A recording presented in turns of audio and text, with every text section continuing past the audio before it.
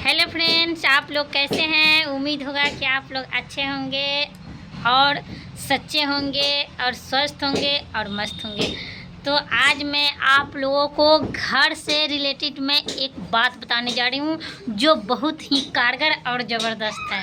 अगर वीडियो अच्छी लगी तो लाइक कमेंट और शेयर करना मत भूलिएगा, क्योंकि अगर वास्तुशास्त्र के हिसाब से ना 2-3 चीज़ ऐसी होती है जिनको अगर आप फॉलो करेंगे ना तो आपका 2 रुपया है उसमें सिर्फ 25 पैसा ही खर्च होगा और आपका 75 पैसा बचेगा। ये निश्चित है, क्योंकि इन सब चीज़ों को शास्त्रीय उपाय से ध्यान देने पर इंसान की ज़िंदगी बदल जाती है। इसीलिए मैं आज आप लोगों को घर से रिलेटेड कुछ उपाय बताती हूँ जो वास्तुशास्त्र से जुड़ा हुआ है। अगर आप घर बनवा रहे हैं या घर बनवाने की सोच रहे हैं तो आप नक्शा अपना चूज अपने हिसाब से कीजिए, कोई दिक्कत नहीं। आपको जैसा मॉडल बनवाना है आप वैसा मॉडल बनवाइएगा, ठीक है। लेकिन आपको 2-3 चीज़ों का ध्यान रखना है।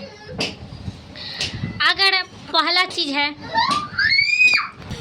तो आपको 2-3 चीज़ का ध्यान रखना है और ये निश्चित है कि हम कर रहे हैं। आपके तरक्की होने से आपको कोई नहीं रोक सकता है, चाहे आपका परिवार कैसा भी हो। ये चीज़ का एकदम निश्चित है, क्योंकि आप जब भी घर बनवाते हैं ना तो आप अपने जगह के अनुसार कुछ ऐसी गलतियां कर देते हैं जिनसे आपके घरों में बहुत सारा नेगेटिविटी उत्पन्न हो जाती है और आप कुछ बचा नहीं पाते हैं। अक्सर घर बनवाते हैं तो कर्ज लेना पड़ता है, शादी करते हैं तो कर्ज लेना पड़ता है, कोई बीमारी आ गया तो कर्ज लेना पड़ता है। ऐसे स्थितियों से अगर आप बचना चाहते हैं कि हमको किसी से 2 रुपया कर्ज लेना नहीं है, अगर मुझे 2 रुपया होगा तो 2 रुपया का ही काम करवाएंगे, इस सब चीज़ों से अगर आपको बचना होगा तो मेरी आप एक उपाय बताइए। इसमें कोई खर्च नहीं है, कोई पैसा नहीं है, फ्री। सिर्फ आपको पूरा वीडियो देखना है और स्क्रिप्ट में नहीं करना है, और साथ ही मेरे चैनल को सब्सक्राइब करना है और लाइक करना है और एक प्यारा सा कमेंट और शेयर करना है। अगर आप चाहते हैं कि कोई बीमारी हो तो मुझे कर्ज लेना ना पड़े, कोई शादी विवाह हो मुझे कर्ज लेना ना पड़े, मैं घर बनवाऊँ तो कर्ज लेना ना पड़े, इन सब चीज़ों का मात्र एक उपाय है आपका घर, आपका वास्तुशास्त्र। अगर आपके वास्तुशास्त्र अगर ठीक है तो सब कुछ ठीक है। अगर आप घर बनवा रहे हैं तो 2-3 चीज़ का ध्यान रखना अति आवश्यक है। अगर आप बनवाने का भी सोच रहे हैं तो 2-3 चीज़ों का ध्यान रखना अति आवश्यक है। आपको पहला है, जो आप अपने घर का सीढ़ी जो बनवाएंगे वो दक्षिण दिशा से उठाइएगा। दक्षिण दिशा से बना हुआ सीढ़ी आधे वास्तु दोष को काट देता है। दूसरा, आपको अगर थोड़ा सा ही ज़मीन है, आपको जितना है उतना ही में आपको 3 चीज़ का पार्टीशन देके बनवाना है। प्रथम है कि आपको एक छोटा सा ही हो, लेकिन छोटा ही सही, लेकिन आपको एक पूजा रूम अलग बनवाना होगा।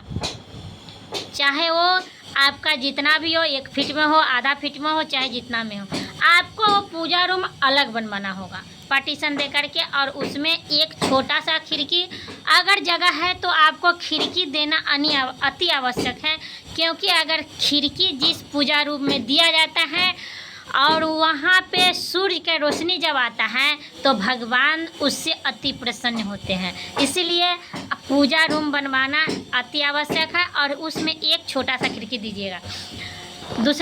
तीसरा हो गया आपका किचन।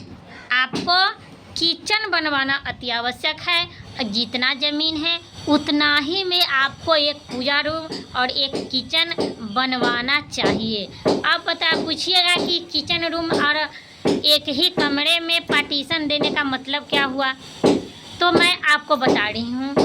उदाहरण के तौर पर मैं बता रही हूँ कि अगर पार्टीशन देके कोई भी इंसान लैट्रिन बाथरूम बनवाता है कि नहीं, कि उसमें मैं स्नान करूँ, उसमें मैं बाथरूम करूँ तो किसी को दिखे नहीं, वैसे ही एक पूजा रूम अति आवश्यक है। पूजा अगर करते हैं तो वो चीज़ किसी को दिखना नहीं चाहिए, क्योंकि पूजा एक ऐसी प्रक्रिया है जो गुप्त रख लिया तो मानो उसका जिंदगी धन हो गया। क्योंकि पूजा रूम में अपने घरों का पूजा रूम हमेशा छुपा कर रखना चाहिए। अपने पूजा रूम में किसी भी इंसान का, किसी भी सदस्य को नहीं जाने देना चाहिए। सिर्फ आपके घर के पंडित जी जा सकते हैं जो आपको पूजा कराते हैं। उसके अलावा घर के हो, बाहर के हो, अगल के हो, बगल के हो, पड़ोसी के हो, कोई भी इंसान पूजा रूम में नहीं जाना चाहिए। चाहे आपका कैसा भी पूजा रूम क्यों ना हो, लेकिन आपको पूजा रूम बनवाना अति आवश्यक है। चाहे वो जितने भी जगह में क्यों ना हो, आपके ये तरक्की का पहला लक्षण होगा। क्योंकि अगर आप पूजा रूम अलग पार्टीशन देकर बनवा दिए तो मानो कि आपका जिंदगी धन हो गया। आपको तरक्की होने से कोई नहीं रोक सकता है। और दूसरा, किचन।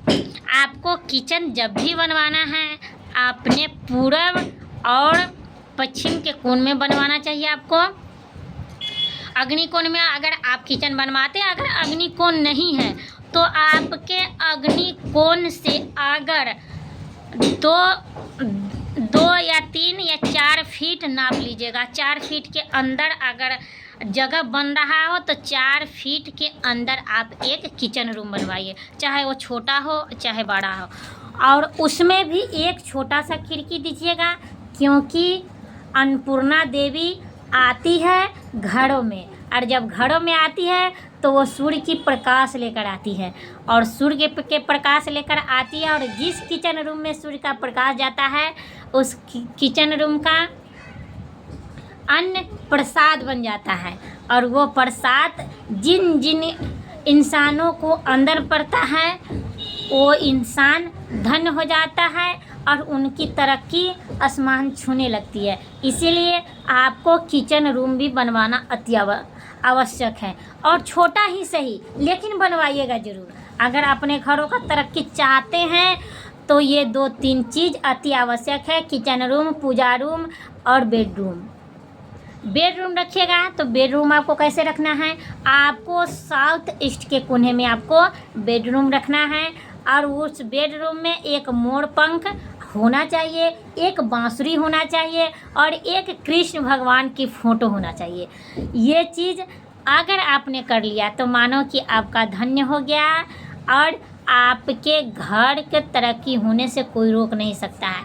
अगर आप 1 रुपया कमाएंगे आपको 75 पैसा बचेगा, ये गारंटी मैं दे रही हूँ। क्योंकि आजकल के से लेकर के सतयुग, कलयुग, द्वापर, त्रेता तक आपको इन चीज़ों को देखने और सुनने को मिलेगा, क्योंकि वास्तुशास्त्र अति आवश्यक है। अगर आपके घर में ज़मीन अगर कम है, कुछ भी हो, लेकिन अन्य चीज़ को आप नहीं देखिएगा चलेगा, लेकिन पूजा रूम, किचन रूम और सीढ़ी देखना अति आवश्यक है। और भी स्टेप मैं बताऊंगी अगली वीडियो में, ध्यान से मेरी वीडियो देखिएगा। और वीडियो अच्छी लगी तो लाइक शेयर कमेंट ज़रूर कीजिएगा। धन्यवाद। अगर मेरी इन बातों पर अगर आप फॉलो कर लीजिएगा, मैं लिख के देती हूँ, आपको तरक्की होने से कोई नहीं रोक सकता है, चाहे वो आप कमाए या ना कमाए।